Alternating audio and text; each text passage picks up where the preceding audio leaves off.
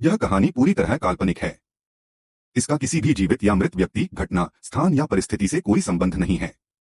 यदि किसी नाम, चरित्र या घटना की समानता वास्तविक जीवन से प्रतीत होती है, तो वह मात्र संयोग है। इस वीडियो का उद्देश्य केवल मनोरंजन और भावनात्मक अभिव्यक्ति है, न कि किसी की भावनाओं को ठेस पहुंचाना। द प्रोफेसर, अध्याय 1, द बिगिनिंग। स्थान, दिल्ली यूनिवर्सिटी, नॉर्थ कैंपस। समय, सुबह के 10 बजे, दिसंबर की धुंध भरी सुबह। लेक्चर हॉल खचाखच भरा था। खिड़कियों से छनकर आती हुई सर्दियों की धूप पुरानी लकड़ी की मेजों पर गिर रही थी, लेकिन छात्रों का ध्यान सिर्फ ब्लैक बोर्ड पर लिखे एक शब्द पर था, पावर, शक्ति। प्रोफेसर विराज कश्यप ने अपनी जैकेट की आस्तीन ऊपर चढ़ाई और क्लास की ओर घूमे। उनकी उम्र 35 के आसपास रही होगी। आंखों में एक ऐसी चमक जो या तो बहुत ज्यादा पढ़ने से आती है या बहुत ज्यादा ना सोने से। निकोलस मैकियावेली ने कहा था कि अगर आपको प्रेम और भय में से किसी एक को चुनना हो, तो भय को चुनना ज्यादा सुरक्षित है। प्रेम एक कच्चा धागा है जो स्वार्थ आते ही टूट जाता है, लेकिन भय भय सजा के डर से बना रहता है जो कभी विफल नहीं होता। विराज की आवाज हॉल के कोने कोने तक गूंज उठी। पूरी क्लास शांत थी। विराज एक छात्र की मेज के पास जाकर रुके।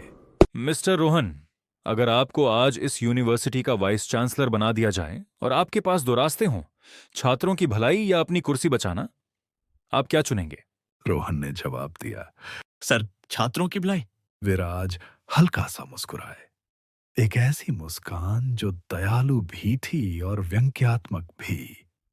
गलत जवाब। अगर कुर्सी ही नहीं रहेगी तो भलाई किसकी करोगे? राजनीति विज्ञान का पहला नियम, सर्वाइवल, अस्तित्व बचाना। तभी विराज की जेब में रखा फोन वाइब्रेट हुआ। उन्होंने अनदेखा करना चाहा, लेकिन स्क्रीन पर नाम देखकर उनकी भौहें तन गईं। टीसीपी राठौर। राठौर उन्हें क्लास के बीच में कभी फोन नहीं करते थे। विराज ने क्लास की तरफ देखा। आज का असाइनमेंट, पता लगाइए कि 1975 में लोकतंत्र मरा था या सिर्फ बेहोश हुआ था। Class dismissed.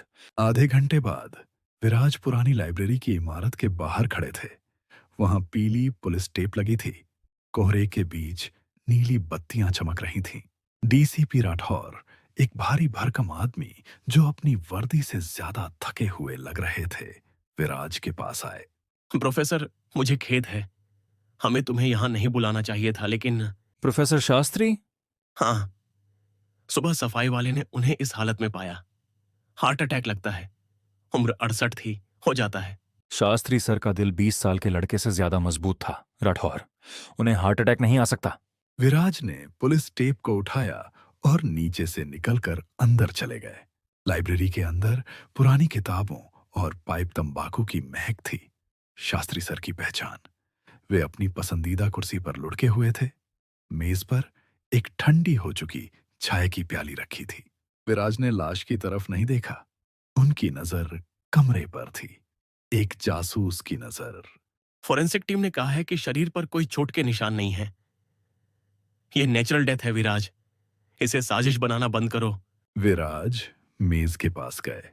वहां एक किताब खुली पड़ी थी, हाउ डेमोक्रेसीज डाई, लोकतंत्र कैसे मरता है। हान ने अपनी जेब से रूमाल निकाला और किताब के पास झुके। राठौर, प्रोफेसर शास्त्री जब भी कोई किताब पढ़ते थे तो पेज मार्क करने के लिए लाल रिबन का इस्तेमाल करते थे। वे कभी भी किताब को ऐसे औंधे मुंह खुली नहीं छोड़ते थे। वे किताबों से अपनी जान से ज्यादा प्यार करते थे। विराज ने चाय की प्याली को गौर से देखा। प्याली का हैंडल बाई तरफ था। और सबसे बड़ी बात, शास्त्री सर राइट हैंडेड थे। उन्होंने चाय का कप अपने बाएं हाथ की तरफ क्यों रखा होगा? कमरे में सन्नाटा छा गया। तुम्हारा मतलब है कि विराज ने किताब को बहुत सावधानी से उठाया। जिस पन्ने पर वह खुली थी, वहां पेन से एक शब्द को अंडरलाइन किया गया था, लेकिन स्याही इतनी हल्की थी कि मुश्किल से दिख रही थी। शब्द था सेऊप। तख्ता पलट। विराज ने राठौर की आंखों में देखा। उनकी प्रोफेसर वाली मुस्कान गायब हो चुकी थी। यह हार्ट अटैक नहीं है राठौर, यह एक संदेश है। और यह क्लास अभी शुरू हुई है।